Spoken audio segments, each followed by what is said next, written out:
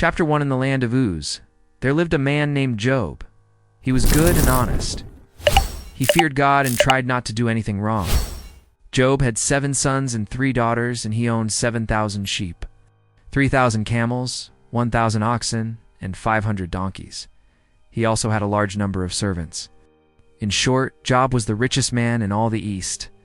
Job's sons used to take turns holding feasts in their homes, and they always invited their 3 sisters to eat and drink with them. When a round of feasts was over, Job would get up early in the morning and offer sacrifices for each of his children to purify them. Job always did this because he thought that perhaps one of his children might have sinned and offended God in their thoughts. One day the heavenly servants came to present themselves before the Lord, and among them, Satan also came. The Lord asked, "Where have you come from, Satan?" "I've been walking back and forth across the earth," he answered. "Have you noticed my servant Job?" the Lord asked.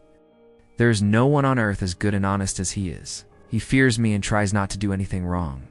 Satan replied, "Is it for nothing that Job fears you? You never let anything bad happen to him, his family, or anything he owns. You bless everything he does, and throughout the whole land he has more livestock than anyone else. But if you take away everything he has, you will see that he will curse you to your face." The Lord said, "Very well, do whatever you want with everything Job has, but do not harm him personally." Then Satan left the Lord's presence. One day, while Job's sons and daughters were feasting in the home of the oldest brother, a servant came running to Job and said, "We were plowing the fields with the oxen, and the donkeys were grazing nearby. Suddenly, the Sabeans attacked and took everything. They killed the servants with the sword, and I am the only one who escaped to bring you the news." While he was still speaking, another servant arrived and said, "Job, lightning fell from the sky and killed all the sheep and the shepherds. I am the only one who escaped to bring you the news." While he was still speaking, a third servant came and said, "3 bands of Chaldeans attacked us and carried off the camels. They killed the servants with the sword, and I am the only one who escaped to bring you the news." While this one was still speaking, another came and said to Job, "Your sons and daughters were in the middle of a feast at your oldest son's house. Suddenly, a strong wind came from the desert and struck the house. It collapsed on top of them, and they all died. I am the only one who escaped to bring you the news." Then Job got up, and in sorrow he tore his clothes and shaved his head. He fell to the ground in worship and said, "I came naked from my mother's womb, and naked I will depart. The Lord gave, and the Lord has taken away. Praised be his name." In all of this, despite everything that had happened, Job did not sin or blame God. Chapter 2. Once again, the day came when the heavenly servants presented themselves before the Lord, and Satan also came among them. The Lord asked Satan, "Where have you come from?" "I have been walking back and forth across the earth," Satan replied. The Lord said, "Have you seen my servant Job? There is no one on earth as good and honest as he is. He fears me and tries not to do anything wrong. Yet you persuaded me to let you harm him without any reason. Even so, he remains firm and sincere as always." Satan answered, "Skin for skin. People will give up everything they have in order to save their own lives. But if you reach out your hand and strike his body, you will see how he curses you to your face." The Lord said, "Very well, do whatever you want with Job, but do not take his life." Then Satan left the Lord's presence and afflicted Job with terrible sores, from the soles of his feet to the top of his head. Job sat among the ashes and took a piece of broken pottery to scrape himself. His wife said to him, "Are you still holding on to your integrity? Curse God and die?" "You are speaking foolishly," Job replied. "If we receive good things from God, shouldn't we also accept disasters?" In all of this, Job did not sin or say a single word against God. Job had 3 friends, Eliphaz from Teman, Bildad from Shua, and Zophar from Naamah. They heard about all the disasters that had happened to Job, and they agreed to go visit him, to express their sorrow, and to comfort him. From a distance, they did not recognize Job, but when they realized it was him, they began to weep and cry loudly. In sorrow, they tore their clothes and threw dust into the air and over their heads. Then they sat on the ground with him for 7 days and 7 nights.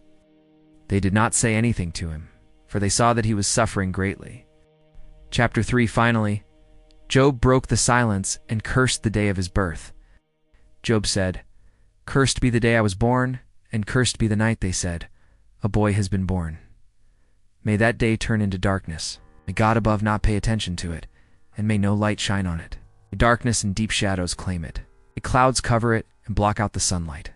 May that night remain forever dark and disappear from the calendar.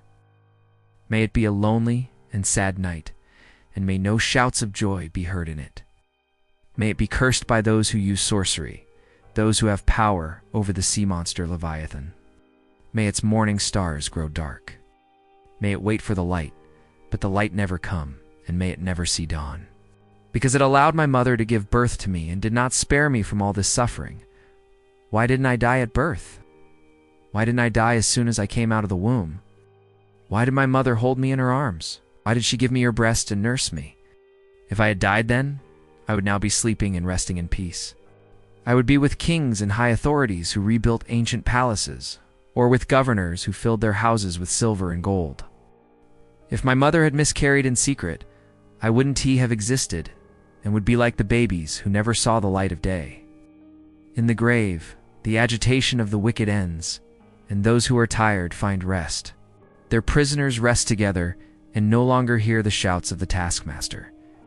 There, the important and the humble are together, and the slaves are freed from their owners.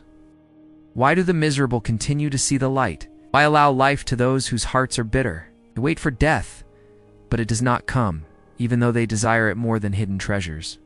They rejoice greatly when they finally arrive at the grave. God makes their path dark, and they are surrounded on all sides. Instead of eating, I cry, and my groans pour out like water. What I feared most has happened, and what scared me the most has come upon me.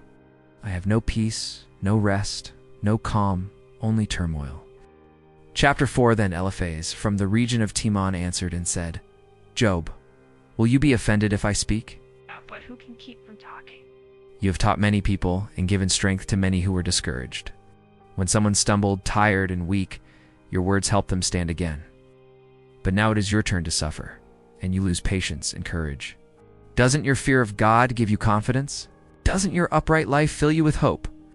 Can you remember any innocent person who fell into disgrace, or any honest person who was destroyed?